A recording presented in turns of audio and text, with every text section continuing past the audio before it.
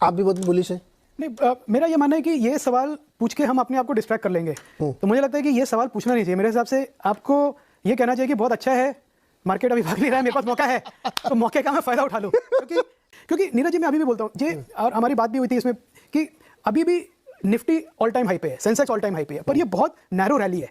सिर्फ 5% स्टॉक्स हैं पूरे लिस्टेड स्पेस में जो ऑल टाइम हाई पे हैं। पिछले साल जब न्यू हाई बना था सेम टाइम पे, तो 18% स्टॉक्स न्यू हाई पे थे। तो मुझे ये लगता है कि हम इस सवाल की क्यों नहीं कोई ले रहा, उसको तो हम पूछे, पर उसके अलावा हम अपना एलोकेशन और इन्वेस्टमेंट बना के रखें कि इस मौके का हम फायदा उठा सकें। क्योंकि अगर डेटा देखिए, जैसे आपने कहा, आप डायरेक्ट टैक्स कलेक्शन देख लीजिए, आप जीएसटी कलेक्शन देख लीजिए, आप ट्रेड वेलोसिटी देख लीजिए, यूपीआई का डेटा देख लीजिए, हर तरह का जो डेटा है वो पॉजिटिव है। मतलब कोई नेगेटिविटी इंडिया के डेटा में है ही नहीं। रुपी डिप्रिशिएट हुआ, फिर भी कम डिप्रिशिएट हुआ, क्रूड का पूरा फायदा मिल रहा है जैसे आपने कहा, इंटरेस्ट रेट हमारा ठीक ठाक है, जो ट्रांसमिट भी हुआ उसका कोई नेगेटिव इंपैक्ट नहीं हुआ। उससे पहले ही हम एकदम ये चले गए। तो मेरे मन में सवाल है कि भाई क्रूड को 75 पे ले आए हम लोग, है ना, करेंसी भी अपनी हमने स्टेबल कर ली है, बहुत ज्यादा उसमें उतार चढ़ाव नहीं हो रहा है, अभी आसपास में एक आध दिन छोड़ने तो फिर हम क्यों मार्केट में डर रहे हैं? क्या कोई एक फियर है जो हम गेज नहीं कर रहे? क्योंकि इस सवाल के बहुत सारे जवाब हो सकते हैं। आई थिंक अभी भी यूएस में आप देखें जो बॉन्ड यील्ड्स हैं थोड़ी कम हुई है। एफआई वाले क्यों बेच रहे हैं? फिर वो ट्रेंड नहीं है नीरज जी, आप देखें ना, तो वो एक दिन बिकता है, फिर अगले दिन आ जाते हैं, एक महीने बिकता है, फिर अगले महीने आ जाते हैं। तो ऐसा कोई ट्रेंड स्टैब्लिश कंफ्यूज है क्या वो? कंफ्यूज नहीं है। मैं कह रहा हूं कि जो एफपीआई का डेटा जो कैप्चर होता है वो ज्यादा से ज्यादा रजिस्टर्ड एफपीआईज का होता है, जिसमें काफी हेज फंड्स हैं, ईटीएफ्स हैं। जो रियल लॉन्ग टर्म मनी आता है through sovereign wealth funds and all, वो डेटा कैप्चर नहीं होता। तो अगर आप उनका फ्लोज देखें महीने दर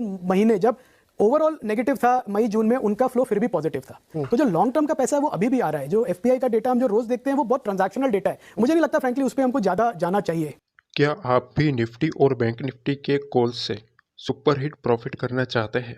तो आज ही जुड़िए हमारे free Telegram channel market masters से, लिंक डिस्क्रिप्शन बॉक्स में दिया है। तो मतलब ये जो रैली हुई है ये बहुत नैरो रैली हुई है। इसका मतलब ये है कि अभी भी small cap mid cap space में नहीं चले हैं, और बहुत अच्छी कंपनीज हैं जो लीडर हैं अपने फास्ट ग्रोथ स्पेस में, वो नहीं चले हैं। वो मौका दे रहे हैं कि इन्वेस्टर्स को। तो मुझे लगता है कि जो कंपनीज हैं, जिन फाउंडर से, प्रमोटर से, एंटरप्रेन्योर से हम बात करते हैं, वो तो बुलिश हैं, मतलब सब अपना काम कर रहे हैं। तो और वही कैपिटल मार्केट कैपिटलाइजेशन वही बनाने वाले हैं। तो उनके साथ चला जाए रादर देन वरिंग की यूएस के इन्वेस्टर कब आएंगे। वो जब आएंगे तब आएंगे, हम तो अपना काम करेंगे। आप इतने बुलिश हैं, और होना भी चाहिए। जब आप लोगों को ये समझाएंगे तभी तो हमारे आपके बीच में चर्चा हो रही थी कि भाई मिड कैप क्यों नहीं चले इतने, है ना। लाइफ हाई पे मार्केट चला गया, 95% स्टॉक जो है अभी पीछे पड़ गए। इसका एक बड़ा कारण होना चाहिए, और मिड कैप ने वो कैचअप ही नहीं किया।